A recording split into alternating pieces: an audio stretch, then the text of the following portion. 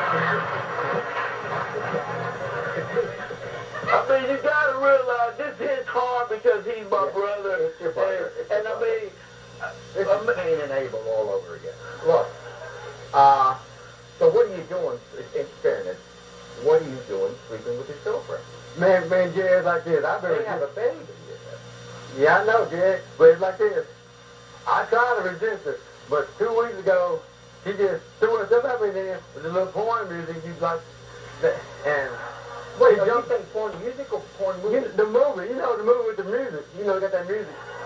And so you're telling me if they turned the sound off, you'd be fine? Yeah, I wouldn't have heard it, and then she would have jumped on me.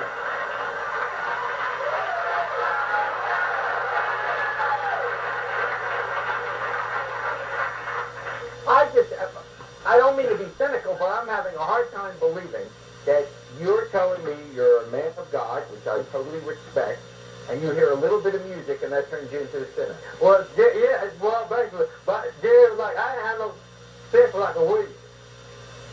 And so, a whole week? Yeah, I was going along with a week, Jerry. He had I got to have at least once a week, at least once, maybe twice a week. And then she was right there, and she had that music going. And she jumped on me, and I just took it. And like she's an attractive woman, And I tried to just meet her. Here's Tasha.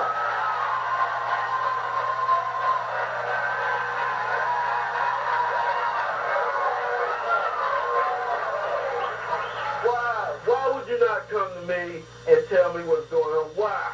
Because I'm sick. You always be in church. You're never there with me and the baby. You always at church. I know. I mean, I bring y'all to church with me. I'm sick of church. I don't want to go to church anymore. I don't want to go. I do not want to go to Bible study. I don't want to go to church. I don't want to do nothing dealing with church. I want to have sex. We don't want to have sex. If you don't want to have sex with me, then cool. Only reason I had sex with Terrell is because the baby was sick. You were going to church and I threw myself on him. That's it. That's me. Well, you knew what you was getting into when you got to me. The first thing I told you was that I was a man of God. I was in the church. I go to church all the time. When you were sleeping with me. Well, you threw yourself on me. Man, it can only take so much. And I'm the one that jerked your pants down. Yes, you did. Yes, you did. But we didn't get forgiveness for it. That's why I failed to realize. Why couldn't you just come to me and talk to me instead of jump on him? Because you're always at church. He makes me feel good. He gives me sex when I want it. You don't. Well, why don't you get married to me? I told you that you can get married, but you talk about you want this big wedding and stuff. If you want the big wedding, you're going to have to be patient enough so that we can go and get the money to have the big wedding. But we got to start doing right because that's what God said. Either you give me more sex or I'm gone. That's it. That's why. The doorbell. I'll get it.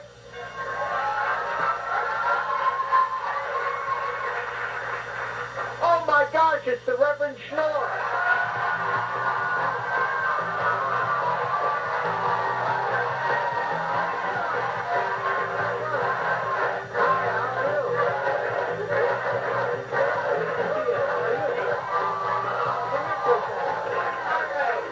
Jerry Springer, audience gets better looking every day, I tell you that.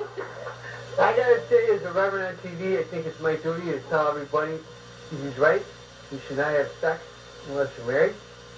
And if you're not doing anything at the show, I'd like to show you exactly why that is. Alright, so you sit here and see Todd, he'll get you back to the confessional later. Now, you three here, listen, he's gonna help you out with everything you got going here. Because then he took the captives of hundreds and the bodyguards, the escorts, and all the people in the land, and they brought the king down from the house. And went by the gate. I want you to think about that, First off, God wants you to go to church, but he also wants you to cut your own grass. If you didn't leave it to him, you wouldn't be there listening to porn music, you wouldn't be jumping on the couch. How many times you got sex with this guy? Well, we used to have sex 3 times a month. 2 times a month? What the hell? You might as well be married. So forget the big wedding, get married, and you don't have to worry about having sex anymore, because it ain't going to happen anymore. You get hurt for messing around with your brother? God wants to forgive everyone, so of course I'm going to forgive. We don't have to repent. You want to get married right now? If she's up for it, I'm up for it. You're up for it, right? All right, let's get married.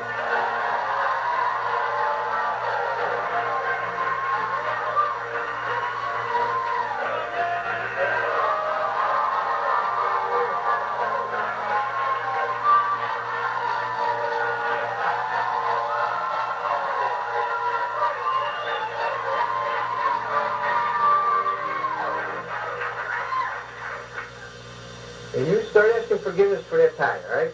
Okay, you come here, hold hands like you like each other, all right? Okay, ready? Dearly beloved, we're gathered here today, on this most glorious day, to celebrate the gift of love and family. This is indeed a special occasion when two souls find each other the way, who are you? Tasha. The way Tasha and who? Curly. Really? Curly. Curly? Okay, the way Tasha and Curly have found each other. When hearts are bound and lives merged. So the two become one. I used to have a bookie named Curly. You guys related? No. Different Curly fans. Different Curly. All right. Eyes meet, hands join, the birds sing, and happiness abounds, for love truly is a gift from God. Please join me now in celebration of all this love. Do you, Tasha, take Curly to be your husband? You promise to love him with all your heart, to care for him in sickness and health all the days of your life. I do. You, Curly, take Tasha to be your bride. Love her, honor her, care for her, treat her with kindness and affection for as long as you both shall live. I do. And by the power invested in me, by all that's good and right, I now pronounce you man and wife. May no man or grass-cutting brother divide what the good Lord has brought together. You may kiss your bride.